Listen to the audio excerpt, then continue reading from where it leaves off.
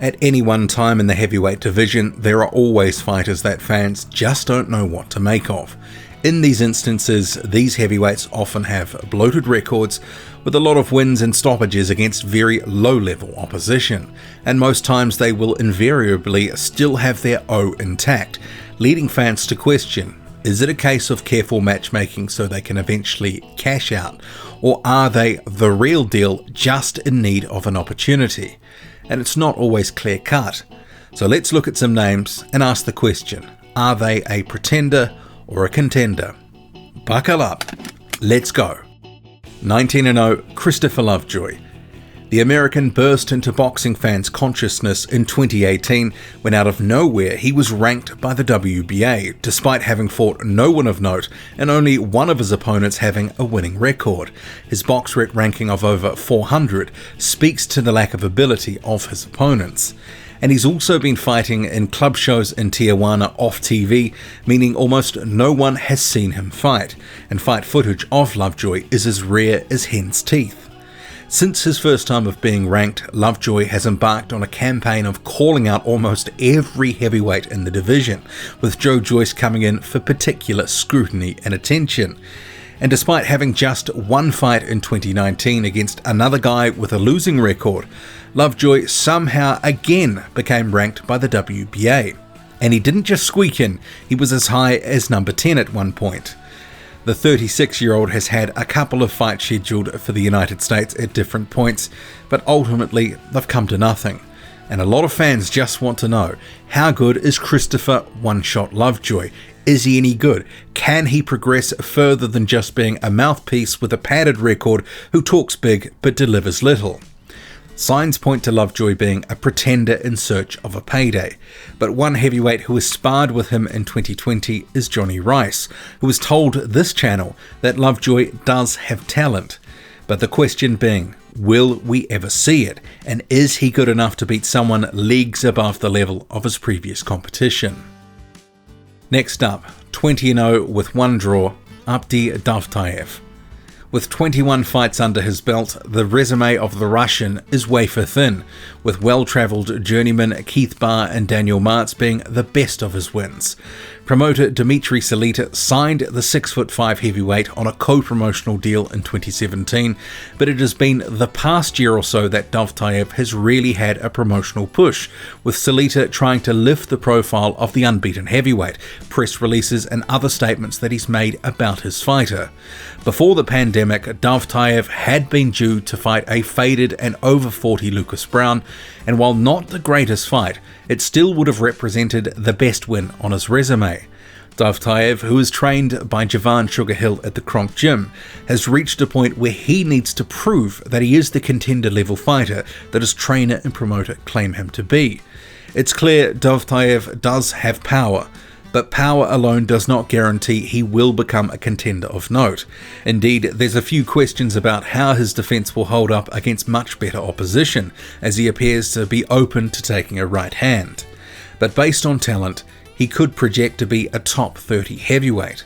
But he needs to put in the work and get some solid, notable wins before declaring himself title challenger material. Next up, another Dmitriy Solita promoted heavyweight, 20-0 Jermaine Franklin, who has declared himself as the next American heavyweight champion, something he has said loud and often. Out of the heavyweights on this list, his opposition is better than most, with wins over gatekeepers Rydell Booker, Jerry Forrest and Pavel Sauer. However, in all of those fights he looked less than spectacular, and some fans believe that he lost to Booker and Forrest. As he's stepped up in recent fights, his power has also become a question, as he's been unable to stop his last 4 opponents, and those opponents were all fighters that were outside the top 50 in the world, and some of them as well having been stopped by other prospects or contenders in recent years. Sometimes in fights when he seemed to be gaining the advantage, Franklin also is unable to change gears and put it on his opponent when they were seemingly there to be had. BoxRec currently rates Franklin as the 30th best in the world, despite not having beaten anyone in or around that level. And the question being now, how high is the ceiling for this 26-year-old? Is he going to get better, or have we seen largely what Franklin is going to be and what we should expect to see going forward? Will he be beaten by the first legit contender he faces? It's an open question, but he can certainly prove the doubters wrong. Next up, 18-0 Cassius Chaney. The American has only more recently dedicated himself solely to boxing, having also been a talented basketballer and dabbling in that sport. The 32-year-old has shown flashes of talent against journeyman-level opposition, even sending Joel Cordell out of the ring in 2019, and devastating Santander Salgado with a right hand later that year. He has size, he has power, but he can be hit, and he was dropped by Santino Turnbull in 2018, a fight he would ultimately win and get a stoppage in. Chaney has effectively been rolling through the same opposition for 2 years now. He's in desperate need of a proper step-up fight to prove whether he can foot it at the next level. Next up, 14-0 Tyrone Spong. The 34-year-old kickboxer turned boxer has now been pro for 5 years as a boxer, and in that time he's done very little to build his way into contention in the heavyweight division. He was due to face Alexander Usyk in 2019, but that fell over following VADA reporting he failed a drugs test. As a fighter now in his mid-30s and with a style that relies on athleticism and explosiveness, the Suriname heavyweight needs to make his way into a meaningful fight sooner rather than later to take advantage of his remaining physical prime. When Spong has been discussed in some of my previous videos, his fans are very confident he can hang with the best in the division if given the chance.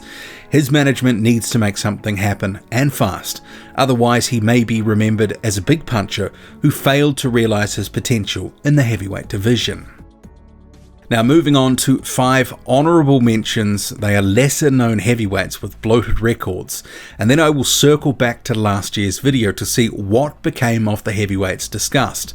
But first, honourable mentions.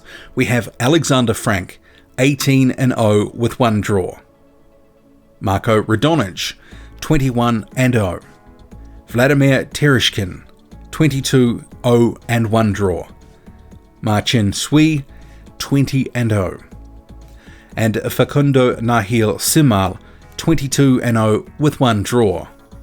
All 5 of these fighters have been fighting low-level opposition for some time, and to be honest, it's hard to say how good any of them are.